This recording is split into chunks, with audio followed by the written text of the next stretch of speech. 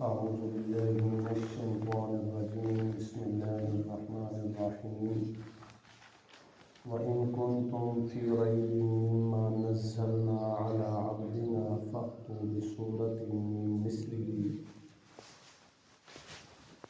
اگر تم ہو شک میں مما نزلنا جو ہم نے نازل کیا علی عبدنا اپنے خاص بندے پر تو فأتوا بصورت من مثلہ لے آؤ اس کی مثل ایک صورت وادعوا شہداءکم اور بلا لو اپنے مددگاروں کو من دون اللہ اللہ تعالیٰ کے سوا ان کنتم صادقین اگر تم سچے ہو۔ پیچھے ذکر ہوا تھا عبادت اور پکار کا حکم کہ خالص اللہ تعالیٰ کی عبادت اور پکار کرو، کسی اور کی نہ عبادت کرو اور نہ پکار کرو، اور عبادت کا جزو اعظم یعنی پکار وہ بھی خالص اللہ تعالیٰ کی ہونی چاہیے، اور عبادت بھی ہر قسم کی چھوٹی سے لے کر بڑی تک، بڑی سے لے کر چھوٹی تک جتنی عبادات ہیں وہ سب کی سب خالصتاً اللہ تعالیٰ کے لیے کرنی چاہیے۔ اللہ تعالیٰ نے اپنی عبادت کے حکم کے ساتھ دلائل عقلیہ کا ذکر کیا ہے۔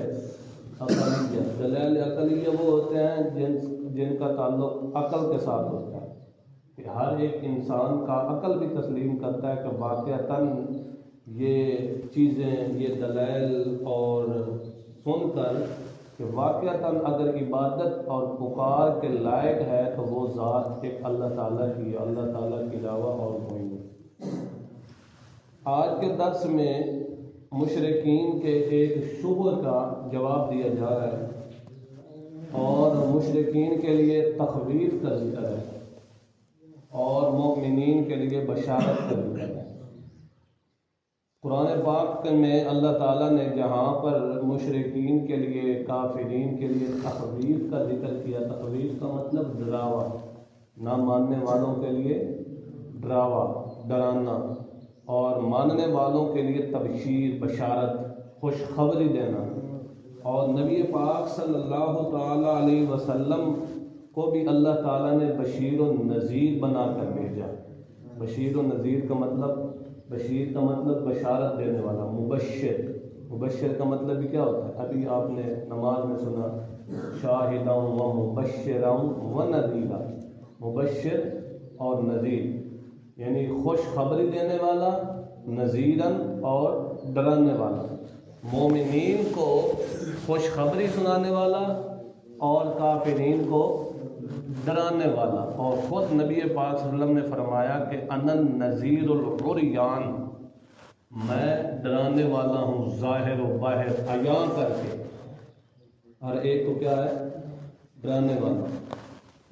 مشرکین نے یہ شبہ کیا، شبہ یہ تھا کہ یہ کلام نبی پاک صلی اللہ علیہ وسلم خود بنا لیتے ہیں۔ کیا کرتے ہیں؟ اپنی طرف سے گھڑتے ہیں، صبح ہمیں یہ کلام سنا دیتے ہیں، معاذ اللہ، نعوذ باللہ۔ اور یہ بھی ساتھ ساتھ سمجھا کرو اور غور کیا کرو کہ یہ نبی پاک صلی اللہ علیہ وسلم کی سیرت ہے۔ قرآن پاک، نبی پاک صلی اللہ علیہ وسلم کو اگر کسی نے دیکھنا ہے تو وہ قرآن میں دیکھے۔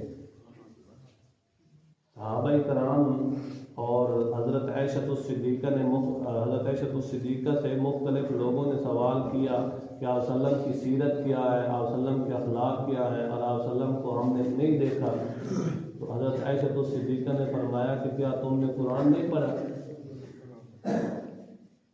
نبی پاک صلی اللہ علیہ وسلم کا سارا اخلاق، ساری سیرت، نبی پاک صلی اللہ علیہ وسلم سارے کے سارے اگر ہیں تو کس میں؟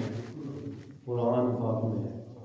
کان خلقہ القرآن، نبی پاک صلی اللہ علیہ وسلم کی سیرت، نبی پاک صلی اللہ علیہ وسلم کے اخلاق اور سارے نبی پاک صلی اللہ علیہ وسلم ہر لحاظ میں اگر ہے تو کدھر ہے؟ قرآن میں۔ جس نے قرآن کو سمجھ لیا اس نے ایسے سمجھو کہ نبی پاک صلی اللہ علیہ وسلم کو سمجھ لیا۔ دیکھو اب مشرکین نے نبی پاک صلی اللہ علیہ وسلم کے اوپر کیا اعتراض کیا؟ یہ نبی پاک صلی اللہ علیہ وسلم کی سیرت ہے نا، کیا اعتراض کیا کہ یہ کلام خود گھڑتے ہیں، خود اپنی طرف سے مسئلہ بناتے ہیں اور کلام اپنی طرف سے گھڑتے ہیں، پھر صبح ہمیں سنا دیتے ہیں۔ اللہ تعالیٰ نے فرمایا کہ اگر تم کو اس میں شبہ ہے، شک ہے، ان کنتم فی ریب مما نزلنا علی عبدنا، اگر تم شک میں ہو کہ یہ کلام خدا کا نہیں، جو خود نبی پاک صلی اللہ علیہ وسلم بناتے ہیں، تو میری طرف سے چیلنج ہے کہ فَأْتُوا بِسُورَةٍ مِّن مِّثْلِهِ، تم بھی اس کی مثل بنا کے ایک آیت لے آؤ، ایک صورت بنا کے لے آؤ۔ فَأْتُوا بِسُورَةٍ مِّن مِّثْلِهِ، اس کی مثل، صورت ایک مثل، وَادْعُوا شُهَدَاءَكُمْ، اور اپنے جتنے تمہارے مددگار ہیں، تمہارے معبودان باطلہ ہیں یا تمہارے ہم مسلک مشرکین جتنے بھی ہیں کافرین، سب کو اکٹھا کر لو، سب کو بلا لو، اور تم بھی اہل لسان ہو، اہل زبان ہو، تم بھی سب کو بلا لو اور کلام پاک کی مثل ایک صورت سے بنا کے لاؤ، جو جامعیت میں، فصاحت میں، بلاغت میں اس کی مثل ہو۔ اور یہ چیلنج جو ہے قرآن پاک کا، یہ صرف مشرکین مکہ کے لیے نہیں ہے، بلکہ قیامت تک آنے والے جو دشمنان اسلام ہے سب کے لیے ہے۔ اور اس چیلنج کا اللہ تعالیٰ نے چیلنج کیا ہے، اور چیلنج بھی ایسا کیا کہ جس کی قیامت تک یہ نظیر اور مثال پیش کرنے سے عاجز ہے۔ اللہ تعالیٰ نے دوسرے مقام پہ فرمایا کہ ساری کائنات بھی اگر جمع ہو کر اس قرآن کی مثل لے آنا چاہے تو لا یأتون بمثلہ، قرآن کی مثل نہیں لا سکتے۔ اللہ نے چیلنج کیا کہ فَأْتُوا بِسُورَةٍ مِّن مِّثْلِهِ، تم بھی گھر کے لے آؤ نا ایک صورت، نبی پاک صلی اللہ علیہ وسلم کی مثل تم بھی گھر کے لے آؤ۔ حالانکہ نبی پاک صلی اللہ علیہ وسلم گھڑتے تو نہیں تھے، یہ کون بھیجتا تھا بھائی؟ اللہ تعالیٰ کی طرف سے آتے تھے۔ اللہ تعالیٰ نے نبی پاک صلی اللہ علیہ وسلم کے قلب اطہر پر کیا کیا تھا؟ نزول قرآن فرمایا تھا۔ آگے اللہ تعالیٰ نے فرمایا کہ فَإِن لَّمْ تَفْعَلُوا، یہ مشرکین نے بڑا زور لگایا، بڑے بڑے اپنے شاعر تھے، ادیب تھے، بڑے بڑے اپنے جو اہل زبان تھے اور ان میں بڑی مہارت رکھنے والے تھے، ان کو بلایا، مگر وہ سورہ کوثر، سورہ کوثر کتنی آیتوں کی ہے؟ 3 آیتوں کی ہے نا، اور سامنے اس کا ایک مصرع بنانے پر بھی قادر نہیں تھے۔ انا اعطیناک الکوثر فصلی لربک وانحر ان شانئک هو الابتر، اس کا چوتھا مصرع، چوتھی آیت بنانے پر بھی قادر نہیں، آخر پر یہ کہنے پر مجبور ہو گئے کہ ما ھذا کلام البشر، یہ کسی بشر کا کلام لگتا ہی نہیں ہے۔ مثل بنا کیسے سکتے جب کلام رب تعالیٰ کا ہے، جب کلام قادر مطلق کا ہے، اللہ تعالیٰ کا کلام ہے، جس کی پوری مخلوقات پر عزت و عظمت ہے، جس کی پوری مخلوقات پر قدرت و طاقت ہے، اس کی کلام کی مثل لا کون سکتا ہے؟ اللہ کریم نے فرمایا کہ فَإِن لَّمْ تَفْعَلُوا، بس اگر تم نہ کر سکے، وَلَن تَفْعَلُوا، میں اللہ تعالیٰ گارنٹی بھی دیتا ہوں، وَلَن تَفْعَلُوا، کہ تم ہرگز قیامت تک کر بھی نہیں سکتے۔ کیا نہیں کر سکتے؟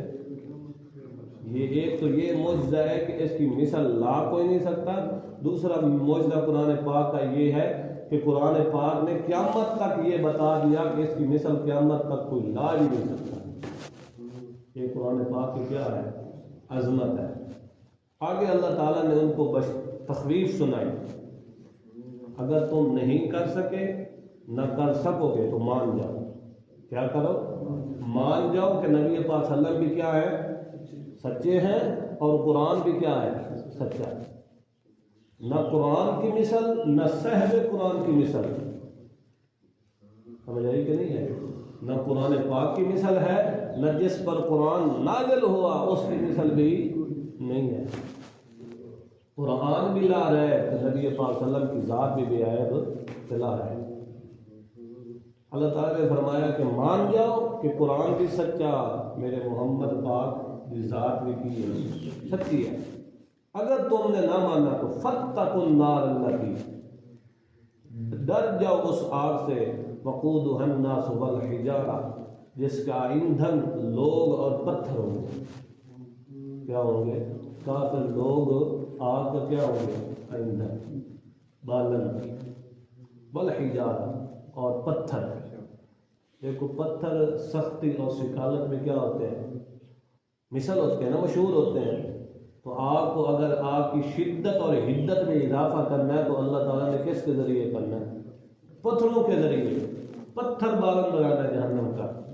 اللہ تعالیٰ نے فرمایا اعدت للکافرین، جو تیار کی گئی ہے کس کے لیے؟ کافر۔ آگے مومنین کے لیے بشارت سنائی اللہ تعالیٰ نے۔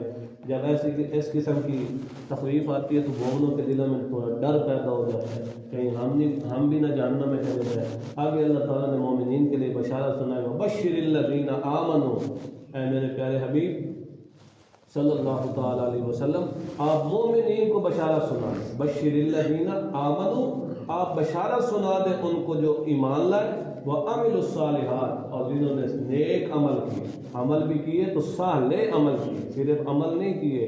عمل تو برا بھی عمل ہی ہوتا ہے۔ قبر پر اگر کوئی سجدہ کر رہا ہے تو وہ بھی عمل ہی ہے نا، اگر کوئی نظر و نیاز دے رہا ہے وہ بھی عمل ہی ہے، تو وہ عمل صالح نہیں ہے بلکہ کیا ہے؟ غیر صالح ہے۔ عمل صالح وہ ہوتا ہے جو عین ایمان کے مطابق ہو، عین کیا ہو؟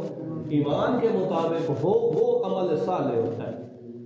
ان لہم جنات تجری من تحتها الانہار، ان کے لیے کیا ہوں گے؟ باغات ہوں گے جن کے نیچے نہریں جاری ہوں گی۔ کیا ہوں گی؟ نہریں جاری ہوں گی۔ ایک تو باغات ہوں گے، دوسرے نمبر پر ان کے نیچے نہریں جاری ہوں گی۔ یہ تو دیکھیں گے تو مظاہرہ کریں گے تو پھر پتہ چلے گا اللہ تعالیٰ نے کیسے یہ نظام بنایا، کیسے جنت کو سجایا مومنین کے لیے، اور جنت مشتاق ہوتی ہے مومن پر۔ اللہ تعالیٰ نے فرمایا ایک تو یہ ہے کہ جنت باغات ہوں گے اور اس کے نیچے نہریں، دوسرے نمبر پر نہریں جاری ہوں گی، تیسرے نمبر پر کلما رزقوا منہا من ثمرۃ رزقا، اللہ تعالیٰ جب بھی ان کو کچھ کھانے کے لیے دیں گے، پھلات وغیرہ، تو وہ کہیں گے ھذا الذی رزقنا من قبل، یہ تو وہی ہے جو پہلے ہمیں دیے گئے۔ وہ شکل میں، رنگ میں ایک جیسے ہوں گے مگر ذائقے میں مختلف ہوں گے۔ یہ صرف پھلات سے ہی محدود نہیں ہے بلکہ جتنے بھی اللہ تعالیٰ جنتیوں کو کھانے دیں گے نا، وہ رنگ اور شکل میں ایک جیسے ہوں گے مگر ذائقے میں کیا ہوں گے؟ مختلف ہوں گے۔ اس کا ذائقہ ہی پھر جنت کے پھلات اور کھانوں کا ذائقہ جو ہوگا وہ تو پھر مختلف ہونا ہی ہے۔ اللہ تعالیٰ کی طرف سے نزلا من غفور الرحیم، اللہ تعالیٰ کی طرف سے مہمان نوازی ہوگی۔ میزبان کون ہوں گے؟ اللہ تعالیٰ کی ذات۔ تو مومن کیا ہوں گے؟ مہمان۔ دسترخوان رب تعالیٰ کا ہو اور مومن مہمان ہو، پھر کیا کہنا ہے؟ سبحان نزلا من غفور الرحیم، اللہ تعالیٰ کی طرف سے کیا ہوگی؟ مہمان نوازی۔ اللہ تعالیٰ نے فرمایا وَقْتُوبِهِ مُتَشَابِهًا، وہ ان کو ملتے جلتے دیے جائیں گے، پھل اور مختلف قسم کے کھانے۔ آگے اللہ تعالیٰ نے فرمایا چوتھے نمبر پر وَلَهُمْ فِيهَا أَزْوَاجٌ مُطَهَّرَةٌ، ان کے لیے بیویاں بھی ہوں گی۔ کیا ہوں گی؟ ازواج، بیویاں بھی ہوں گی۔ ایسا ادھر تو ملے گی نا۔ ازواج مطہرۃ، کیا ہوں گی؟ بیویاں بھی، صرف بیویاں نہیں بلکہ مطہرۃ، پاک پاکیزہ، ہر قسم کی غلاظت سے۔ ادھر تو ایک ماہ میں 10ویں دن بعد ایام مخصوصہ شروع ہو جاتے ہیں، اور بچہ پیدا ہو 40 دن پھر پابندی۔